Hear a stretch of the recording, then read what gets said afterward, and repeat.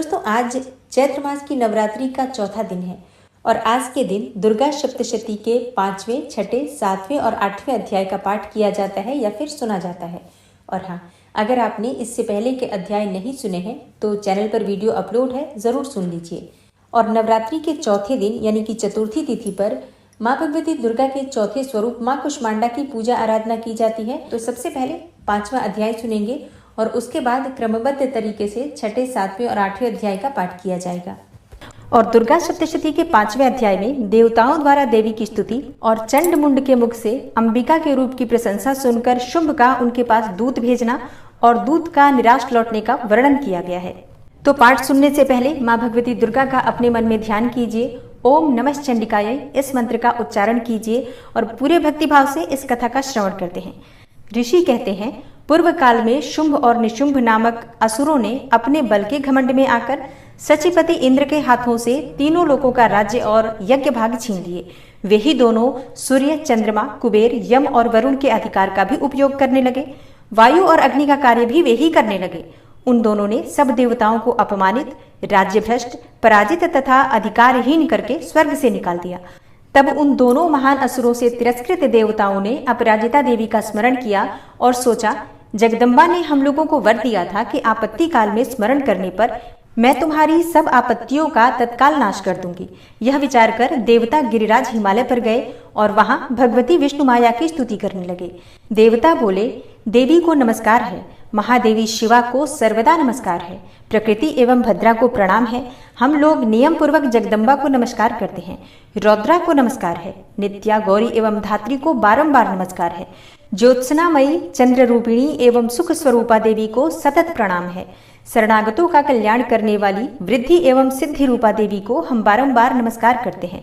नैऋत्री अर्थात राक्षसों की लक्ष्मी, राजाओं की लक्ष्मी तथा सर्वाणी अर्थात शिव पत्नी स्वरूपा आप जगदम्बा को बार बार नमस्कार करते हैं।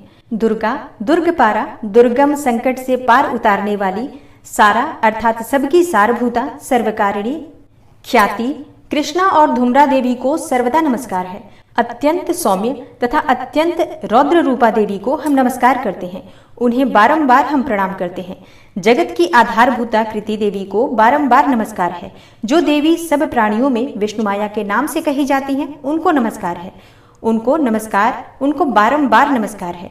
जो देवी सब प्राणियों में चेतना कहलाती हैं, उनको नमस्कार, उनको नमस्कार, उनको बारंबार नमस्कार है।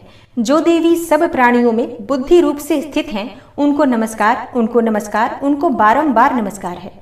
जो देवी सब प्राणियों में निद्रा रूप से स्थित हैं, उनको नमस्कार, उनको नमस्कार, उनको बारंबार नमस्कार है। जो देवी सब प्राणियों में क्षुधा रूप से स्थित हैं, उनको नमस्कार, उनको नमस्कार, उनको बारंबार नमस्कार है। जो देवी सब प्राणियों में छाया रूप से स्थित हैं, उनको नमस्कार, उनको नमस्कार, उनको बारंबार नमस्कार है। जो देवी सब प्राणियों में शक्ति रूप से स्थित हैं, उनको नमस्कार, उनको नमस्कार, उनको बारंबार नमस्कार है। जो देवी सब प्राणियों में तृष्णा रूप से स्थित हैं, उनको नमस्कार, उनको नमस्कार, उनको बारंबार नमस्कार है। जो देवी सब प्राणियों में शांति रूप से अर्थात क्षमा रूप से स्थित हैं, उनको नमस्कार, उनको नमस्कार, उनको बारंबार नमस्कार है। जो देवी सब प्राणियों में जाति रूप से स्थित हैं, उनको नमस्कार, उनको नमस्कार, उनको बारंबार नमस्कार है।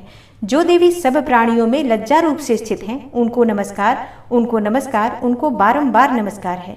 जो देवी सब प्राणियों में शांति रूप से स्थित हैं, उनको नमस्कार, उनको नमस्कार, उनको बारंबार नमस्कार है। जो देवी सब प्राणियों में श्रद्धा रूप से स्थित हैं, उनको नमस्कार, उनको नमस्कार, उनको बारंबार नमस्कार है।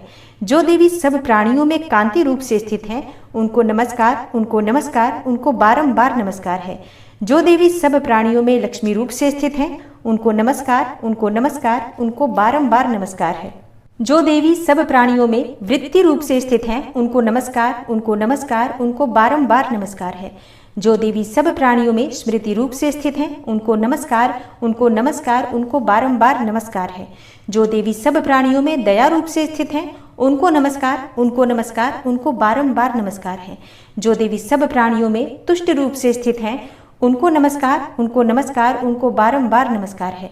जो देवी सब प्राणियों में माता रूप से स्थित हैं, उनको नमस्कार, उनको नमस्कार, उनको बारंबार नमस्कार है। जो देवी सब प्राणियों में भ्रांति रूप से स्थित हैं, उनको नमस्कार, उनको नमस्कार, उनको बारंबार नमस्कार है। जो जीवों के इंद्रिय वर्ग की अधिष्ठात्री देवी एवं सब प्राणियों में सदा व्याप्त रहने वाली है, उन व्याप्ति देवी को बारंबार नमस्कार है। जो देवी चैतन्य रूप से इस संपूर्ण जगत को व्याप्त करके स्थित हैं, उनको नमस्कार, उनको नमस्कार, उनको बारंबार नमस्कार है। पूर्व काल में अपने अभिष्ट की प्राप्ति होने से देवताओं ने जिनकी स्तुति की तथा देवराज इंद्र ने बहुत दिनों तक जिनका सेवन किया, वह कल्याण की साधनभूता ईश्वरी हमारा कल्याण और मंगल करें तथा सारी आपत्तियों का नाश कर डालें।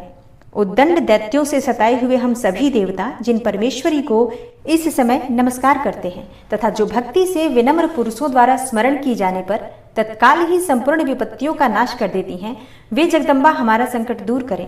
तब ऋषि कहते हैं, हे राजन, इस प्रकार जब देवता स्तुति कर रहे थे, उस समय पार्वती देवी गंगा जी के जल में स्नान करने के लिए वहां आई। उन सुंदर भौहों वाली भगवती ने देवताओं से पूछा, आप लोग यहाँ किसकी स्तुति करते हैं? तब उन्हीं के शरीर कोश से प्रकट हुई शिवा देवी बोली, शुंभ दैत्य से तिरस्कृत और युद्ध में निशुंभ से पराजित हो यहाँ एकत्रित हुए ये समस्त देवता यह मेरी ही स्तुति कर रहे हैं। पार्वती जी के शरीर कोश से अंबिका का प्रादुर्भाव हुआ था, इसलिए वे समस्त लोकों में कौशिकी कही जाती हैं। कौशिकी के प्रकट होने के बाद पार्वती देवी जी का शरीर काले रंग का हो गया, अतः वे हिमालय पर रहने वाली कालिका देवी के नाम से विख्यात हुई। तदनंतर शुंभ निशुंभ के भृत्य चंड मुंड वहां आए और उन्होंने परम मनोहर रूप धारण करने वाली अंबिका देवी को देखा। फिर वे शुंभ के पास जाकर बोले, महाराज, एक अत्यंत मनोहर स्त्री है जो अपनी दिव्य कांति से हिमालय को प्रकाशित कर रही है। वैसा उत्तम रूप कहीं किसी ने भी नहीं देखा होगा।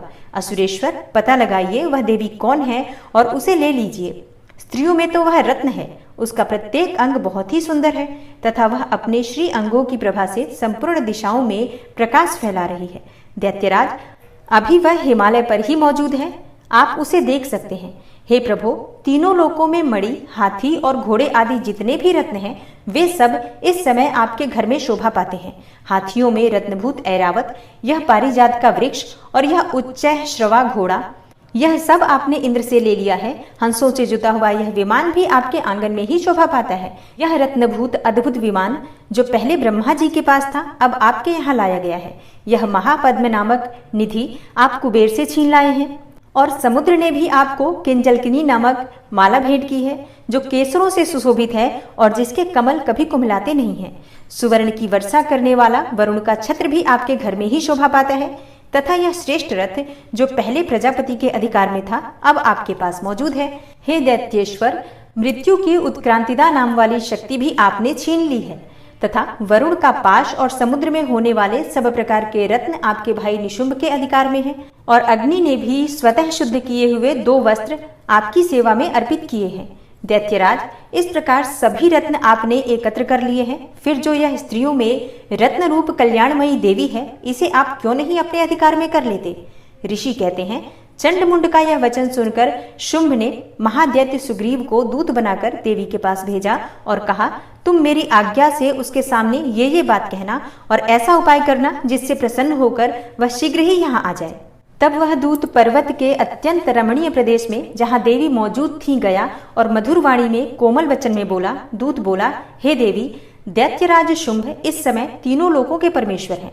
मैं उन्हीं का भेजा हुआ दूत हूँ और यहाँ तुम्हारे ही पास आया हूँ। उनकी आज्ञा सदा सब देवता एक स्वर से मानते हैं, कोई उनका उल्लंघन नहीं कर सकता। वे संपूर्ण देवताओं को परास्त कर चुके हैं। उन्होंने तुम्हारे लिए जो संदेश दिया है उसे सुनो।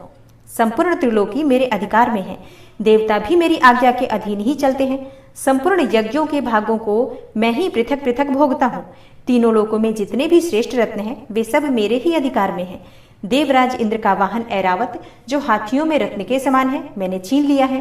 क्षीर सागर का मंथन करने से जो अश्वरत्न उच्च श्रवा प्रकट हुआ था, उसे भी देवताओं ने मेरे पैरों पर पड़कर समर्पित किया है। हे सुंदरी, उनके सिवा और भी जितने रत्नभूत पदार्थ देवताओं, गंधर्वों और नागों के पास थे, वे सब मेरे पास ही आ गए हैं।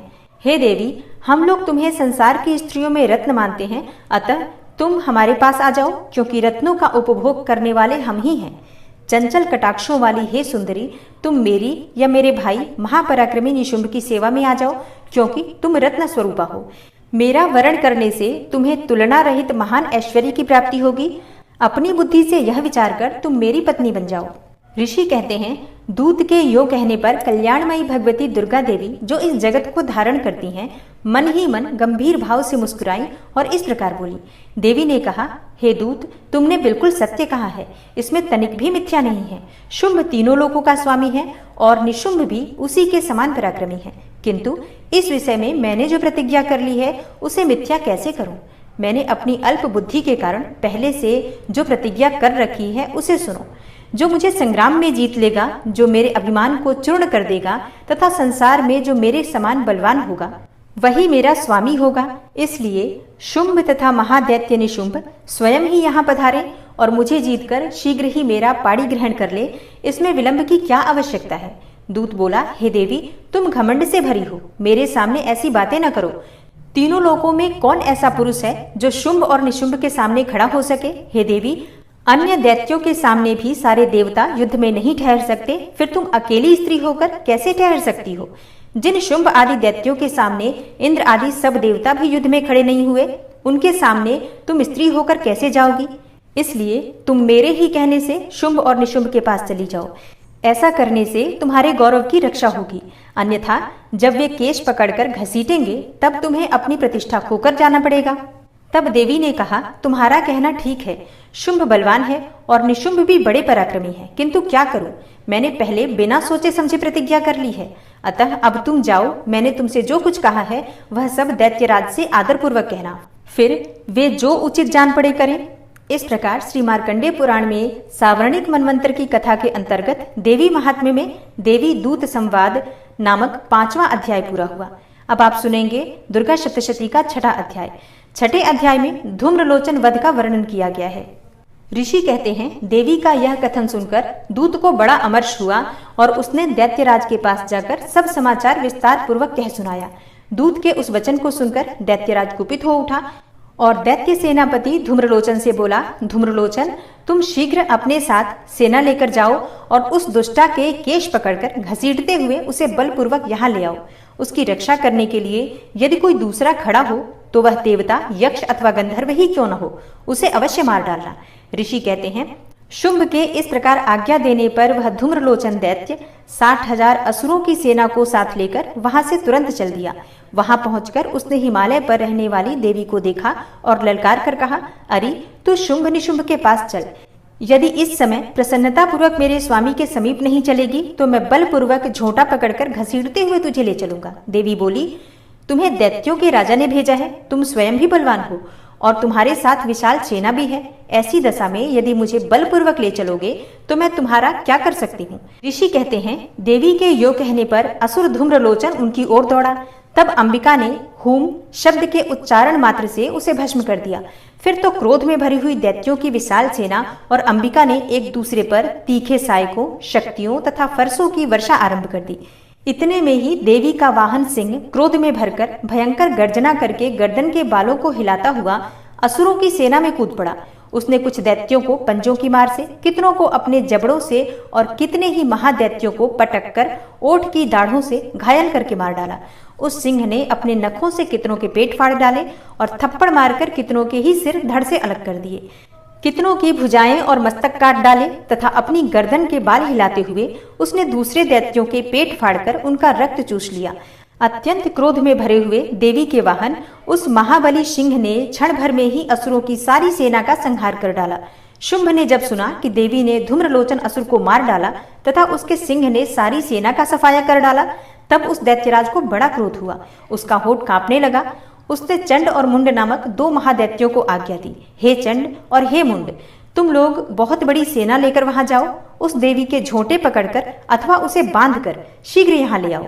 यदि इस प्रकार उसको लाने में संदेह हो तो युद्ध में सब प्रकार के अस्त्र शस्त्रों तथा समस्त आसुरी सेना का प्रयोग करके उसकी हत्या कर डालना। उस दुष्टा की हत्या होने पर तथा सिंह के भी मारे जाने पर उस अंबिका को बांधकर साथ लेकर शीघ्र ही लौट आना। ओम नमः चंडिकायै। इस प्रकार श्री मार्कंडेय पुराण में सावर्णिक मनवंतर की कथा के अंतर्गत देवी महात्म्य में धूम्रलोचन वध नामक 6ठा अध्याय पूरा हुआ। और अब आप सुनेंगे दुर्गा सप्तशती का 7वां अध्याय, जिसमें चंड और मुंड के वध का वर्णन किया गया है। ऋषि कहते हैं, तदनंतर शुंभ की आज्ञा पाकर वे चंड मुंड आदि दैत्य चतुरंगिणी सेना के साथ अस्त्र शस्त्रों से सुसज्जित होकर चल दिए। फिर गिरिराज हिमालय के सुवर्णमय ऊंचे शिखर पर पहुंचकर उन्होंने सिंह पर बैठी हुई देवी को देखा। वे मंद मंद मुस्कुरा रही थी। उन्हें देखकर दैत्य लोग तत्परता से पकड़ने का उद्योग करने लगे। किसी ने धनुष तान लिया, किसी ने तलवार संभाली और कुछ लोग देवी के पास आकर खड़े हो गए। तब अंबिका ने उन शत्रुओं के प्रति बड़ा क्रोध किया।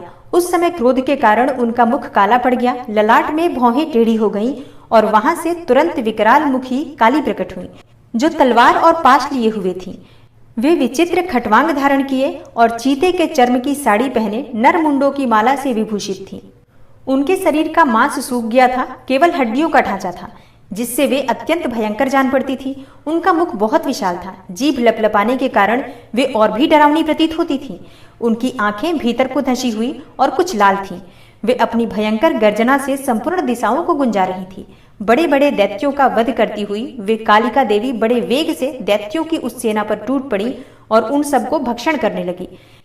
वे पार्श्वरक्षकों, अंकुशधारी महावतों, योद्धाओं और घंटा सहित कितने ही हाथियों को एक ही हाथ से पकड़कर मुंह में डाल लेती थी। इसी प्रकार घोड़े, रथ और सारथी के साथ रथी सैनिकों को मुंह में डालकर वे उन्हें बड़े भयानक रूप से चबा डालती थी। किसी के बाल पकड़ लेती तो किसी का गला दबा देती, किसी को पैरों से कुचल डालती और किसी को छाती के धक्के से गिराकर मार डालती थी। वे असुरों के छोड़े हुए बड़े बड़े अस्त्र शस्त्र मुंह से पकड़ लेती और रोष में भरकर उनको दांतों से पीस डालती थी। काली ने बलवान एवं दुरात्मा दैत्यों की वह सारी सेना रौंद डाली, खा डाली और कितनों को मार भगाया। कोई तलवार के घाट उतारे गए, कोई खटवांग से पीटे गए और कितने ही असुर दांतों के अग्रभाग से कुचले जाकर मृत्यु को प्राप्त हुए। इस प्रकार देवी ने असुरों की उस सारी सेना को क्षण भर में मार गिराया। यह देखकर चंड उन अत्यंत भयानक काली देवी की ओर दौड़ा तथा महादैत्य मुंड ने भी अत्यंत भयंकर बाणों की वर्षा से तथा हजारों बार चलाए हुए चक्रों से उन भयानक नेत्रों वाली देवी को आच्छादित कर दिया। वे अनेकों चक्र देवी के मुख में समाते हुए ऐसे जान पड़े मानो सूर्य के बहुतेरे मंडल बादलों के उदर में प्रवेश कर रहे हों। तब भयंकर गर्जना करने वाली काली ने अत्यंत रोष में भरकर विकट अट्टहास किया। उस समय उनके विकराल वदन के भीतर कठिनता से देखे जा सकने वाले दांतों की प्रभा से वे अत्यंत उज्जवल दिखाई देती थी। देवी ने बहुत बड़ी तलवार हाथ में ले हंग का उच्चारण करके चंड पर धावा किया और उसके केश पकड़कर उसी तलवार से उसका मस्तक काट डाला। चंड को मारा देखकर मुंड भी देवी की ओर दौड़ा। तब देवी ने रोष में भरकर उसे भी तलवार से घायल करके धरती पर सुला दिया। महापराक्रमी चंड और मुंड को मारा गया देखकर मरने से बची हुई बाकी सेना भय से व्याकुल हो चारों ओर भाग गई। तदनंतर काली ने चंड और मुंड का मस्तक हाथ में लेकर चंडिका के पास जाकर प्रचंड अट्टहास करते हुए कहा, हे देवी, मैंने चंड और मुंड नामक इन दो महापशुओं को तुम्हें भेंट किया है। अब युद्ध यज्ञ में तुम शुंभ और निशुंभ का स्वयं ही वध करना। ऋषि कहते हैं, वहां लाए हुए उन चंड मुंड नामक महादैत्यों को देखकर कल्याणमयी चंडी ने काली से मधुर वाणी में कहा, हे देवी, तुम चंड और मुंड को लेकर मेरे पास आई हो, इसलिए संसार में चामुंडा के नाम से तुम्हारी ख्याति होगी। ओम नमः चंडिकायै। इस प्रकार श्री मार्कंडेय पुराण में सावर्णिक मनवंतर की कथा के अंतर्गत देवी महात्म्य में चंड मुंड वध नामक 7वां अध्याय पूरा हुआ। और अब आप सुनेंगे दुर्गा सप्तशती का 8वां अध्याय। 8वें अध्याय में रक्त बीज वध का वर्णन किया गया है। ऋषि कहते हैं, चंड और मुंड नामक दैत्यों के मारे जाने तथा बहुत सी सेना का संहार हो जाने पर दैत्यों के राजा प्रतापी शुंभ के मन में बड़ा क्रोध हुआ और उसने दैत्यों की संपूर्ण सेना को युद्ध के लिए कूच करने की आज्ञा दी। वह बोला, आज उदायुध नाम के 86 दैत्य सेनापति अपनी सेनाओं के साथ युद्ध के लिए प्रस्थान करें। कंबु नाम वाले दैत्यों के 84 सेनानायक अपनी वाहिनी से घिरे हुई यात्रा करें।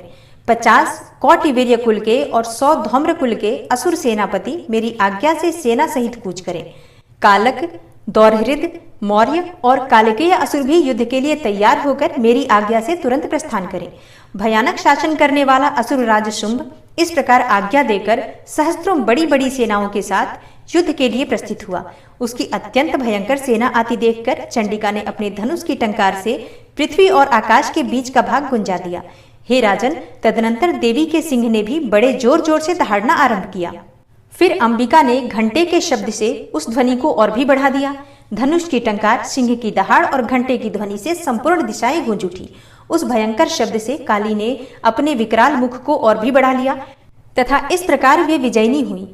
उस तुमुल नाद को सुनकर दैत्यों की सेनाओं ने चारों ओर से आकर चंडिका देवी, सिंह तथा काली देवी को क्रोधपूर्वक घेर लिया। हे राजन, इसी बीच में असुरों के विनाश तथा देवताओं के अभ्युदय के लिए ब्रह्मा, शिव, कार्तिकेय, विष्णु तथा इंद्र आदि देवों की शक्तियां, जो अत्यंत पराक्रम और बल से संपन्न थी, उनके शरीर से निकलकर उन्हीं के रूप में चंडिका देवी के पास गईं। जिस देवता का जैसा रूप, जैसा वेश और जैसा वाहन है, ठीक वैसे ही साधनों से संपन्न हो उसकी शक्ति असुरों से युद्ध करने के लिए आई। सबसे पहले हंस युक्त विमान पर बैठी हुई, अक्षसूत्र और कमंडलू से सुशोभित ब्रह्मा जी की शक्ति उपस्थित हुई, जिसे ब्रह्माणी कहते हैं। महादेव जी की शक्ति वृषभ पर आरूढ़ हो, हाथों में श्रेष्ठ त्रिशूल धारण किए और महानाग का कंकण पहने, मस्तक में चंद्र रेखा से विभूषित होकर वहां आ पहुंची। कार्तिकेय जी की शक्ति रूपा जगदम्बिका उन्हीं का रूप धारण किए श्रेष्ठ मयूर पर आरूढ़ हो, हाथों में शक्ति लिए दैत्यों से युद्ध करने के लिए आई। और इसी प्रकार भगवान विष्णु की शक्ति गरुड़ पर विराजमान होकर शंख, चक्र, गदा, सारंग, धनुष तथा खड्ग हाथ में लिए वहां आई। अनुपम यज्ञ वाराह का रूप धारण करने वाले श्री हरि की जो शक्ति है, वह भी वाराह शरीर धारण करके वहां उपस्थित हुई। नारसिंही शक्ति भी नृसिंह के समान शरीर धारण करके वहां आई। उसकी गर्दन के बालों के झटके से आकाश के तारे बिखरे पड़ते थे। इसी प्रकार इंद्र की शक्ति वज्र हाथों में लिए गजराज ऐरावत पर बैठकर आई। उसके भी सहस्त्र नेत्र थे। इंद्र का जैसा रूप है वैसा ही उसका भी था। तदनंतर उन देव शक्तियों से घिरे हुए महादेव जी ने चंडिका से कहा, मेरी प्रसन्नता के लिए तुम शीघ्र ही इन असुरों का संहार करो। तब देवी के शरीर से अत्यंत भयानक और परम उग्र चंडिका शक्ति प्रकट हुई, जो सैकड़ों गिदड़ियों की भांति आवाज करने वाली थी। उस अपराजिता देवी ने धूमिल जटा वाले महादेव जी से कहा, हे भगवान, आप शुंभ निशुंभ के पास दूत बनकर जाइए और उन अत्यंत गर्वीले दानव शुंभ एवं निशुंभ दोनों से कहिए, और इसके साथ ही इनके अतिरिक्त भी जो दानव युद्ध के लिए वहां उपस्थित हो, उनको भी यह संदेश दीजिए, दैत्यों, यदि तुम जीवित रहना चाहते हो तो पाताल को लौट जाओ। इंद्र को त्रिलोकी का राज्य मिल जाए और देवता यज्ञ भाग का उपभोग करें, और यदि बल के घमंड में आकर तुम युद्ध की अभिलाषा रखते हो तो आओ, मेरी शिवाएं अर्थात योगिनियां तुम्हारे कच्चे मांस से तृप्त हो। चूंकि उस देवी ने भगवान शिव को दूत के कार्य में नियुक्त किया था, इसलिए वह शिवदूती के नाम से संसार में विख्यात हुई। वे महादैत्य भी भगवान शिव के मुंह से देवी के वचन सुनकर क्रोध में भर गए और जहां कात्यायनी विराजमान थी उस ओर बढ़े। तदनंतर वे दैत्य अमरस में भरकर पहले ही देवी के ऊपर बाण शक्ति और रिष्टि आदि अस्त्रों की रिष्टि करने लगे। तब देवी ने भी खेल खेल में ही धनुष की टंकार की और उससे छोड़े हुए बड़े बड़े बाणों द्वारा दैत्यों के चलाए हुए बाण, शूल, शक्ति और फरसों को काट डाला। फिर काली उनके आगे होकर शत्रुओं को शूल के प्रहार से विदीर्ण करने लगी और खटवांग से उनका कचूमर निकालती हुई रणभूमि में विचरने लगी। ब्रह्माणी भी जिस जिस ओर दौड़ती उसी उसी ओर अपने कमंडलू का जल छिड़ककर शत्रुओं के ओज और पराक्रम को नष्ट कर देती थी। माहेश्वरी के त्रिशूल से तथा वैष्णवी के चक्र से और अत्यंत क्रोध में भरी हुई कुमार कार्तिकेय की शक्ति ने शक्ति से दैत्यों का संहार आरंभ किया। इंद्र शक्ति के से विदीर्ण हो सैकड़ों दैत्य दानव रक्त की धार बहाते हुए पृथ्वी पर सो गए। वाराही शक्ति ने कितनों को अपनी थुथुन की मार से नष्ट किया, दाढ़ों के अग्रभाग से कितनों की छाती छेद डाली तथा कितने ही दैत्य उसके चक्र की चोट से विदीर्ण होकर गिर पड़े। नारसिंही भी दूसरे दूसरे महादैत्यों को अपनी नखों से विदीर्ण करके खाती और सिंहनाद से दिशाओं और आकाश को गुंजाती हुई युद्ध क्षेत्र में विचरने लगी। कितने ही असुर शिवदूती के प्रचंड अट्टहास से अत्यंत भयभीत हो पृथ्वी पर गिर पड़े और गिरने पर उन्हें शिवदूती ने उस समय अपना ग्रास बना लिया। इस प्रकार क्रोध में भरे हुए मातृगणों को नाना प्रकार के उपायों से बड़े बड़े असुरों का मर्दन करते देखकर दैत्य सैनिक भाग खड़े हुए। मातृगणों से पीड़ित दैत्यों को युद्ध से भागते देखकर रक्तबीज नामक महादैत्य क्रोध में भरकर युद्ध करने के लिए आया। उसके शरीर से जब रक्त की बूंद पृथ्वी पर गिरती तब उसी के समान शक्तिशाली एक दूसरा महादैत्य पृथ्वी पर पैदा हो जाता। महासुर रक्तबीज हाथ में गदा लेकर इंद्र शक्ति के साथ युद्ध करने लगा। तब ऐन्द्री ने अपने वज्र से रक्तबीज को मारा। वज्र से घायल होने पर उसके शरीर से बहुत सा रक्त चूने लगा और उससे उसी के समान रूप तथा पराक्रम वाले योद्धा उत्पन्न होने लगे। उसके शरीर से रक्त की जितनी बूंदें गिरी उतने ही पुरुष उत्पन्न हो गए। वे सब रक्त बीज के समान ही वीर्यवान, बलवान तथा पराक्रमी थे। वे रक्त से उत्पन्न होने वाले पुरुष भी अत्यंत भयंकर अस्त्र शस्त्रों का प्रहार करते हुए वहां मातृगणों के साथ घोर युद्ध करने लगे। पुनः वज्र के प्रहार से जब उसका मस्तक घायल हुआ तब रक्त बहने लगा और उससे हजारों पुरुष उत्पन्न हो गए। वैष्णवी ने युद्ध में रक्त बीज पर चक्र का प्रहार किया तथा ऐन्द्री ने उस दैत्य सेनापति को गदा से चोट पहुंचाई। वैष्णवी के चक्र से घायल होने पर उसके शरीर से जो रक्त बहा और उससे जो उसी के बराबर आकार वाले सहस्त्रों महादैत्य प्रकट हुए, उनके द्वारा संपूर्ण जगत व्याप्त हो गया। कौमारी ने शक्ति से, वाराही ने खड्ग से और माहेश्वरी ने त्रिशूल से महादैत्य रक्त बीज को घायल किया। क्रोध में भरे हुए उस महादैत्य रक्त बीज ने भी गदा से सभी मातृशक्तियों पर पृथक पृथक प्रहार किया। शक्ति और शूल आदि से अनेक बार घायल होने पर भी जो उसके शरीर से रक्त की धारा पृथ्वी पर गिरी, उससे भी निश्चय ही सैकड़ों असुर उत्पन्न हुए। इस प्रकार उस महादैत्य के रक्त से प्रकट हुए असुरों द्वारा संपूर्ण जगत व्याप्त हो गया। इससे उन देवताओं को बड़ा भय हुआ। देवताओं को उदास देखकर चंडिका ने काली से शीघ्रतापूर्वक कहा, हे चामुंडे, तुम अपना मुख और भी फैलाओ तथा मेरे शस्त्रपात से गिरने वाले रक्त बिंदुओं और उनसे उत्पन्न होने वाले महादैत्यों को तुम अपने इस उतावले मुख से खा जाओ। इस प्रकार रक्त से उत्पन्न होने वाले महादैत्यों का भक्षण करती हुई तुम इस रण में विचरती रहो। ऐसा करने से उस दैत्य का सारा रक्त क्षीण हो जाने पर वह स्वयं भी नष्ट हो जाएगा। उन भयंकर दैत्यों को जब तुम खा जाओगी तब दूसरे नए दैत्य उत्पन्न नहीं हो सकेंगे। काली से जो कहकर चंडिका देवी ने शूल से रक्त बीज को मारा और काली ने अपने मुख में उसका रक्त ले लिया। तब उसने वहां चंडिका पर गदा से प्रहार किया, किंतु उस गदापात ने देवी को तनिक भी वेदना नहीं पहुंचाई। रक्त बीज के घायल शरीर से बहुत सा रक्त गिरा, किंतु ज्यों ही वह गिरा त्यों ही चामुंडा ने उसे अपने मुख में ले लिया। रक्त गिरने से काली के मुख में जो महादैत्य उत्पन्न हुए, उन्हें भी वह चट कर गई और उसने रक्त बीज का रक्त भी पी लिया। तदनंतर देवी ने रक्त बीज को, जिसका रक्त चामुंडा ने पी लिया था, वज्र, बाण, खड्ग तथा रिष्टि आदि से मार डाला। हे राजन, इस प्रकार शस्त्रों के समुदाय से आहत एवं रक्तहीन हुआ महादैत्य रक्त बीज पृथ्वी पर गिर पड़ा।